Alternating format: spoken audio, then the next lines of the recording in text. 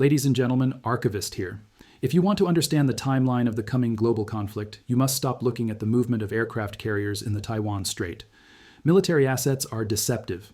They can be deployed for training exercises, they can be used for signaling, and they can be recalled to port in a matter of days. They are the theater of geopolitics, designed to be seen. If you want to know the intent of a superpower, if you want to know if they are truly preparing for an irreversible divorce, you must look at the movement of sovereign debt. Debt is the bedrock of the global order. It is heavy, it is slow, it takes months, sometimes years, to offload significant positions without crashing the market, and when the second largest economy in the world begins to dump the debt of its primary rival at a speed that defies economic logic, they are not rebalancing a portfolio. They are clearing the decks for war. We need to conduct a forensic deep dive into the data released by the U.S. Treasury Department this week. The Treasury International Capital, TIC report, is one of the most boring, dense, and critical documents in finance. Most journalists skim the headline number. We are going to read the footnotes. The data confirms a trend that Wall Street has been trying to ignore, dismiss, or spin for the last 12 months. China's official holdings of U.S. Treasury bonds have collapsed to $688 billion as of October 2025. To the uninitiated, $688 billion sounds like a lot of money. It is. But in the context of the U.S.-China financial relationship, this number represents a catastrophic collapse. This is the lowest level of Chinese ownership since May 2009. We have erased 16 years of financial integration.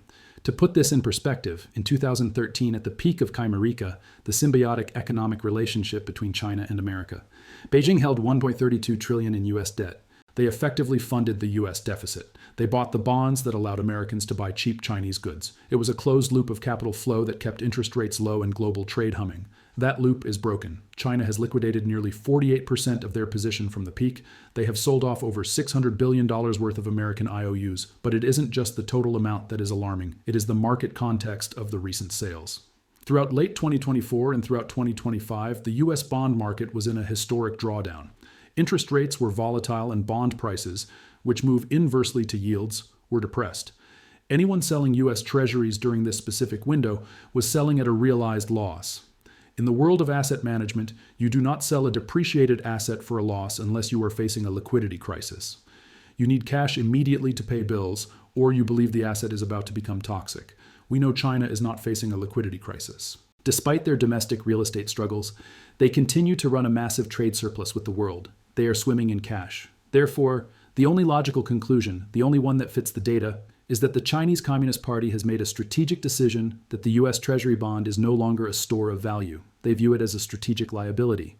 This is the sanction evasion signal. We must look at this through the lens of February 2022. When Russia invaded Ukraine, the United States and the European Union executed a financial maneuver that shocked Beijing to its core. Overnight, they froze $300 billion of the Russian central bank's foreign exchange reserves. These were funds sitting in Western accounts in New York, London, and Brussels. Russia thought this money was safe. It wasn't. It was seized or immobilized with a few keystrokes. Beijing watched this. They analyzed it, and they realized a terrifying truth. If we make a move on Taiwan, or if the South China Sea conflict goes hot, our U.S. Treasury holdings are not an asset. They are a hostage. The $688 billion they still hold is effectively a donation to the U.S. Department of Justice waiting to happen. The moment sanctions are applied, that money goes to zero. So they are getting out. They are liquidating the position with extreme prejudice. They are willing to take a 10% or 20% haircut on the face value of the bonds today rather than risk a 100% loss tomorrow. This is a strategic liquidation. It is the financial equivalent of a burn notice. They are dismantling the great wall of debt that stabilized the U.S. economy for 20 years, and they are doing it in a way that suggests urgency. Usually the central bank tries to hide its selling to avoid spooking the market. They sell slowly in small chunks. But the velocity of the recent drop, shedding nearly $12 billion in October alone, suggests Beijing is less concerned with market stability and more concerned with capital flight. They want the money out of the U.S. jurisdiction, and they want it out now. This has profound implications for the U.S. economy. For 2 decades, the U.S. government could run massive deficits because there was always a price-insensitive buyer in the East. China would buy the debt regardless of the yield because they needed to recycle their trade surplus. That buyer is gone. China has turned from the biggest buyer into the biggest seller. This creates a massive supply-demand imbalance in the U.S. bond market. Who is going to buy the debt that China is dumping? Who is going to fund the U.S. deficit now? As we will see in the next section, the burden is falling on the allies, specifically the UK and Europe, who are being forced to cannibalize their own economies to keep the U.S. financial system afloat. When the second largest holder of your sovereign debt decides to dump hundreds of billions of dollars onto the open market, basic economics dictates that the price should crash. When supply floods the market and demand vanishes, prices fall. In the bond world, when prices fall, interest rates yields skyrocket. If market forces were allowed to work, the exit of China should have pushed U.S. 10-year Treasury yields significantly higher than where they are. This would be catastrophic for the U.S. economy. It would explode mortgage rates. It would bankrupt regional banks. It would make the interest payments on the national debt unsustainable. But curiously, that hasn't happened yet. Rates have risen, yes, but the market hasn't collapsed. Why? Because as China steps out, the allies are being forced to step in. We need to look closely at the WHO and the tick data. While the line item for China is plummeting towards $600 billion, other line items are spiking to historically abnormal levels, specifically the United Kingdom and Belgium. The United Kingdom's holdings of U.S. debt have surged to record highs, reaching over $750 billion in late 2025. This puts the UK neck and neck with China as the second largest foreign creditor to the United States, after Japan. Think about that for a second. The UK economy is roughly 1/6 the size of China's economy. The UK does not run a massive trade surplus. In fact, Britain runs a trade deficit. So where is Britain getting the money to buy nearly $750 billion of US debt? They aren't buying it with excess profits like China did in the 2000s. They are likely buying it with borrowed money or through financial engineering in the City of London. The UK is effectively leveraging its own balance sheet to act as a shock absorber for the US Treasury market. Then there's Belgium. In the latest data, Belgium's holdings are roughly $320 to $370 billion. Is the Belgian government suddenly flush with cash? No. Belgium is home to Euroclear. Euroclear is one of the world's largest international central securities depositories, ICSD. It is the plumbing of the global financial system. When you see Belgium buying US debt in the TIAC report, it is rarely the Belgian government. It is usually a proxy. It is often other central banks, sovereign wealth funds, or custodial accounts trying to mask their activity. It creates a layer of anonymity. However, the surge in Belgium and UK holdings, occurring exactly as China sells, suggests a coordinated effort by the G7 nations. This is the bagholder alliance. This is not a free market decision. Why would a rational investor in London or Brussels aggressively buy US Treasuries right now? The US is running a $2 trillion deficit. Inflation is sticky. The currency is being weaponized. Buying US debt right now is a risky trade. The fact that the allies are loading up on it suggests geopolitical arm twisting. Washington is effectively telling its partners, China is dumping. If you don't step in and absorb this supply, the US bond market breaks. If the US bond market breaks, the global financial system breaks, and we can't protect you. It is a form of financial conscription. The West is cannibalizing its own balance sheets to absorb the supply coming out of Beijing. But this strategy has a fatal flaw. Capacity. China had a seemingly infinite capacity to buy debt because they were the smart factory of the world. They earned real dollars by selling real goods. The UK and Europe do not have that capacity. They are already struggling with their own debt burdens, slow growth, and energy transitions, by forcing them to buy US Treasuries. Washington is draining the liquidity from its own allies. It is weakening the periphery to save the core. This creates a fragile system. If the UK economy stumbles, as we saw during the LDI crisis in 2022, they might be forced to sell those treasuries to raise cash for themselves. If that happens, the bid of last resort disappears. China knows this. China is playing a game of attrition. They are bleeding the West dry. Every $1 billion of bonds they dump forces the Western financial system to find $1 billion of liquidity to buy it. It draws capital away from productive investments, like factories or infrastructure, and into the black hole of refinancing US debt. It is a weaponized sell-off designed to exhaust the financial capacity of the G7 before the kinetic conflict even begins. Furthermore, this shift changes the nature of the US bond market. It used to be a market dominated by economic buyers, China, Saudi Arabia, who bought for profit and trade. Now it is a market dominated by political buyers, UK, Belgium, Japan, who buy for diplomatic survival. Political buyers are fickle. They buy until their own voters revolt or until their own currency crashes. We are watching the transition from a global reserve asset to a NATO reserve asset. The market is shrinking. The pool of buyers is getting smaller, while the issuance of debt is getting larger. And while the West is busy shuffling paper liabilities among themselves, China is taking the cash and running to the one place the US Treasury cannot touch the physical world. When China sells a US Treasury bond, the transaction settles in US dollars. The People's Bank of China receives a digital credit in a custodial account. But here's the problem. China doesn't want dollars. As we established, dollars are a liability. They are traceable, sanctionable, and subject to inflation. China is exiting the dollar to escape American leverage. So what are they doing with the proceeds of this massive $700 billion exit? They aren't putting it under a mattress. They aren't buying euros, which are just US vassals, and they aren't buying Japanese yen. They are engaging in the most aggressive commodity accumulation drive in modern history. They are converting paper claims into physical reality. We need to track the cargo ships entering the ports of Qingdao, Shanghai, and Tianjin to see where the money is going. While Western analysts stare at bond yields and stock tickers, Chinese state-owned enterprises are swallowing record amounts of raw materials. This is not a commercial inventory build. This is a strategic hoarding campaign.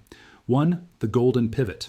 As we discussed in previous briefings, the shadow audit, the PBOC has been a relentless buyer of gold. Officially, they have bought gold for 18-plus consecutive months. Unofficially, the SGE withdrawals suggest the buying is much larger.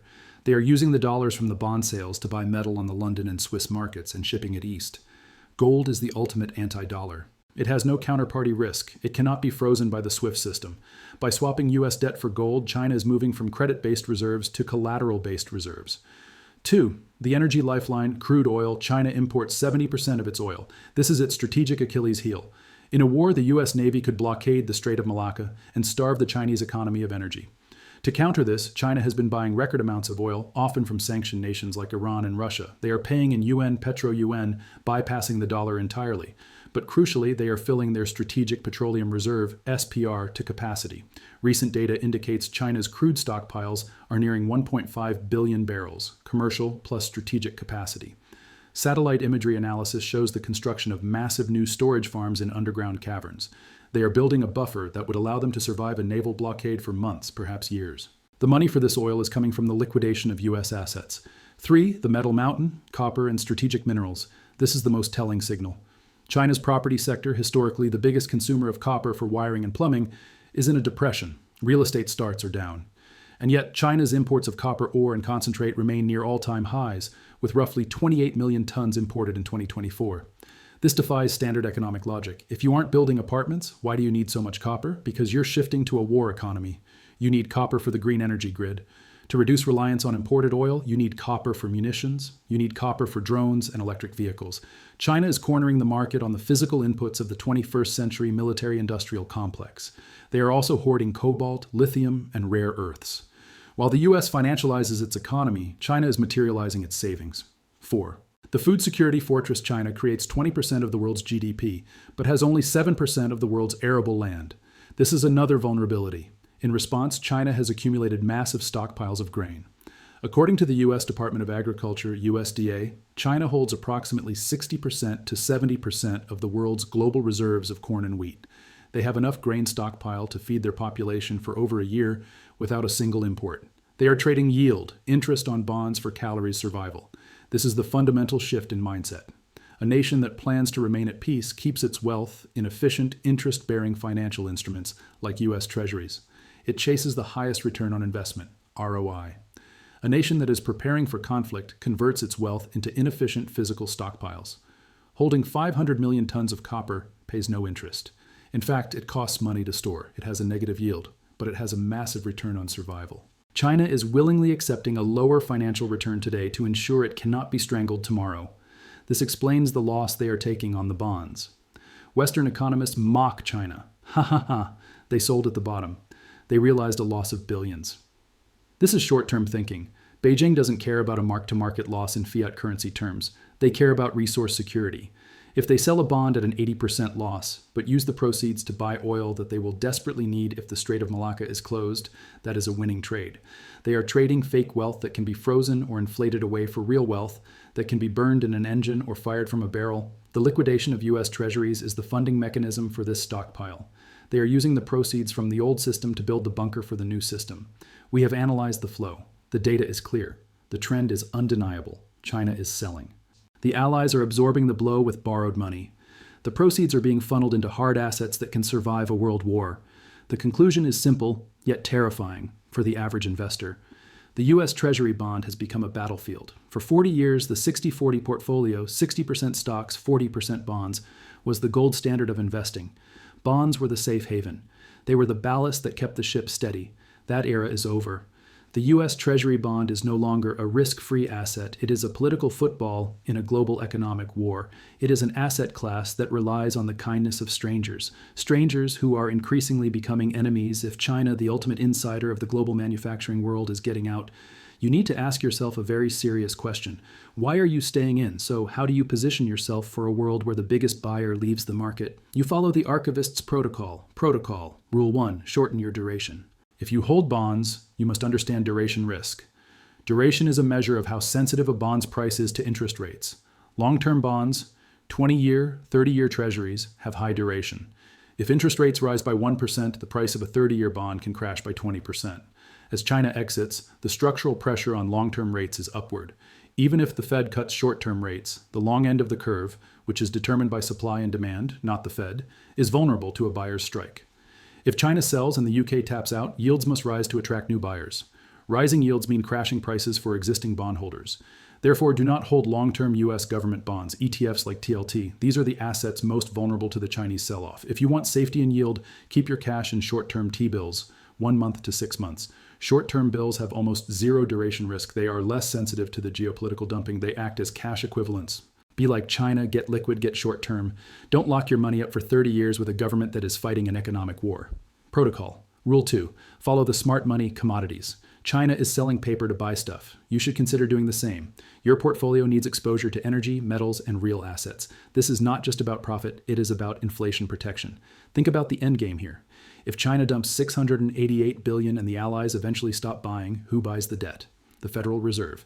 The Fed will have to step in as the buyer of last resort, yield curve control. They will have to print trillions of dollars to monetize the debt. When they print trillions, the value of the dollar falls and the price of stuff goes up. This is the inflationary loop. China knows this.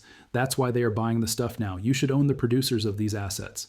If China is hoarding copper, you want to own the miners that produce copper. Companies like Freeport-McMoRan or Southern Copper. If China is hoarding oil, you want to own the energy producers like Exxon or Chevron. If China is hoarding gold, you want to own the metal. These assets act as a hedge against the debasement of the currency. You want to own the stuff, not the currency that buys the stuff. Protocol. Rule 3, watch the allies. You need a warning signal. You need to know when the bag holder alliance is breaking. Monitor the currencies of the key U.S. allies, specifically the British pound, GBP, and the Japanese yen, JPY. These countries are straining their own resources to support the dollar bond market. Japan, in particular, is the largest holder of U.S. debt, but Japan is fighting a currency crisis.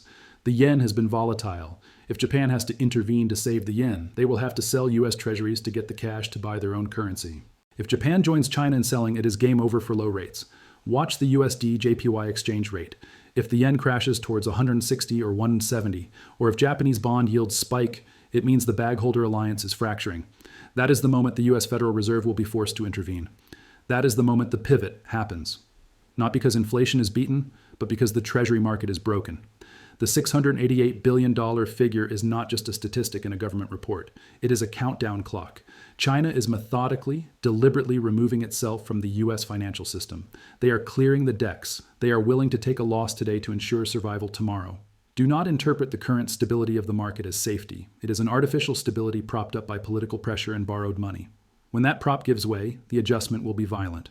Get out of long-term debt, get into hard assets, watch the flows. The divorce is finalized. We are just waiting for the house to be sold. This is Archivist. The protocol is active. Class dismissed.